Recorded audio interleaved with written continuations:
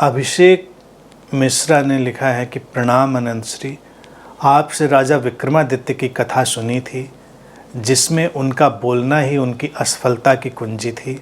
साधक प्रसाद रूप मिलती शांति को कैसे व्यवहार में सफलतापूर्वक बोले कि शांति ना खोए। अभिषेक, शांति का स्मरण, शांति जब जीवन में घटे, प्रसाद घटे, तो उसको अपने अंदर याद रखें। जितना उसका स्मरण अपने अंदर रखेंगे उतना ही वो घनी होती जाएगी और हमारे व्यवहार में भी आएगी। व्यवहार में शांति कब आती है?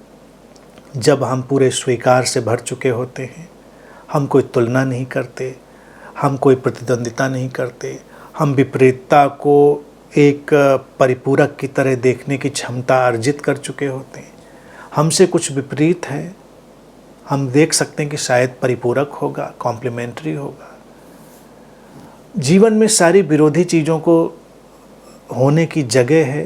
विरोधी लोगों को एक दूसरे से विपरीत दिखते विचारों, धारणाओं, मान्यताओं को एग्जिस्ट करने की सारी व्यवस्था अस्तित्व ने बनाई है। और इन सब बातों को जब समझ लेते हैं, उसके बावजूद भी शांति का स्मरण व्यक्ति की एक आदत है। कभी देखो इस पर, उससे अगर याद करने के लिए कहो, कभी आंख बंद करके बैठे और अपने को इंट्रोस्पेक्शन में देखे, अपने अंदर अंतरावलोकन करे अपना, तो सारी खराब बातें, बुरी बातें सब वही निकल के याद करता है। कब कब अशांत हुए थे, कब कब फ्रस्ट्रेट हुए थे, कब कब हम पे दौरे पड़े थे, कब कब हम पे क्या क्रोध का पूरा बम फूटा था, ये सब हमको याद आता है। लेकिन उन क्षणों को लाइए अपने स्मरण में जब आप बहुत शांत थे, जब शांति की आभा उतरी थी, जब ध्यान की सारी आलोकमयी उपस्थिति आई थी, जो कुछ सुंदर आया था स्मरण, उसका रखो अपने साथ। ये स्मरण, इसी को दूसरे कोण से अगर कहें कि ये जो रिमेंबरिंग है, ये रिमेंबरिंग धीरे धीरे बढ़ती चली जाती है, बढ़ती चली जाती है। हम जिस चीज़ को ज़्यादा स्मरण करते हैं वो हमारे जीवन में ज़्यादा व्यापक रूप ले लेती, व्यवहार में तो फिर आती ही है। जैसे अक्सर पूछा जाता है मुझसे, यही स्मरण को अगर अपभ्रंश कर दें, शब्द को तोड़ दें, देसी शब्द बना दें, तो उसी को हम स्मरण को कहते हैं सुमिरन। शुद्ध शब्द है स्मरण। इंग्लिश का रिमेंबरिंग भी अच्छा शब्द है, फिर से जुड़ना, रीमेंबर, यानी कि जो स्थिति थी उससे फिर से हम जुड़ गए, रिकनेक्ट हो गए, रीमेंबरिंग हो गई वहाँ पर। तो वो जो स्थिति है वो हमारे जीवन को और गहराई देती चली जाती है। जैसे मैं इसको अक्सर मजाक में कहता हूँ, रसगुल्ला ध्यान।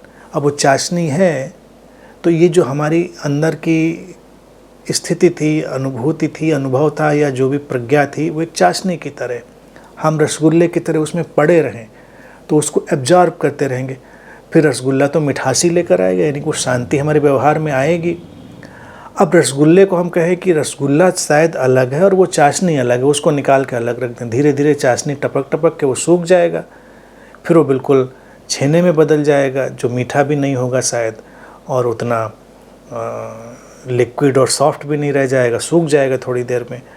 तो हमारी स्थिति भी उसी रसगुल्ले की तरह है। जब तक हम चाशनी में पड़े रहते हैं तो हम उससे जो भी निकलता है, उसका जो भी स्वाद हमारी क्रियाओं में आता है, सब मधुर होता है।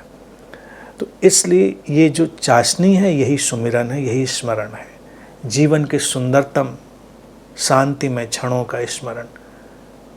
किसी परमात्मा, गुरु, मंत्र वगैरह वगैरह का स्मरण नहीं। उनका क्या करोगे, उनका लेना देना भी क्या, उनका स्मरण सुमिरन करके भी क्या उखड़ने वाला है। लेकिन जो हमारे जीवन में शांति के क्षण गुजरे हैं, शांति तो सर्वोपरि है। प्रसन्नता या जो भी हमारे जीवन को गहराई देने वाले क्षण, उनको लगातार उनसे रिकनेक्ट बने रहो, उनकी चाशनी में रसगुल्ले की तरह पड़े रहो, तो फिर शांति नहीं खोएगी। एक दिन आएगा, कभी कभी खोएगी, फिर याद आ जाएगी, फिर बीच में खोते खोते रुक जाएगी। तो ऐसे धीरे धीरे प्रोसेस चलेगा, कभी खोते खोते रुकेगी, फिर कभी कभी फिर आएगी जाएगी, और एक दिन लगेगा कि नहीं हम सब व्यवहार भी कर रहे हैं, काम भी कर रहे हैं, कभी कभी ये भी कि हम चीख चिल्ला रहे हैं, डांट रहे हैं, लड़ाई लड़ रहे हैं, और अंदर हम देख रहे हैं कि कुछ शांति की जो एक स्ट्रीम होती है ना, कभी पहाड़ों में पीछे कल कल कल कल एक स्ट्रीम बहती चली जाती, कभी बैकग्राउंड में वो अंदर बह रही है, और उस समय व्यक्ति बहुत ज़ोर से हंसता है। इसी को अक्सर ज़ेन में अवेकनिंग का लाफ्टर कहा जाता है, कि बाहर तो बिल्कुल उपद्रव मचा हुआ था और हमने देखा अंदर तो एक कोई धारा शांति की बही चली जा रही थी। विरोधाभास था लेकिन सच था। ऐसा होता है। तो बस पड़े रहो इस स्मरण की चाशनी में, धीरे धीरे धीरे धीरे करके। जल्दबाजी नहीं करनी चाहिए जीवन में। बस सबसे बड़ी चीज़ है प्रतीक्षा, और उससे सब कुछ फिर घटता है।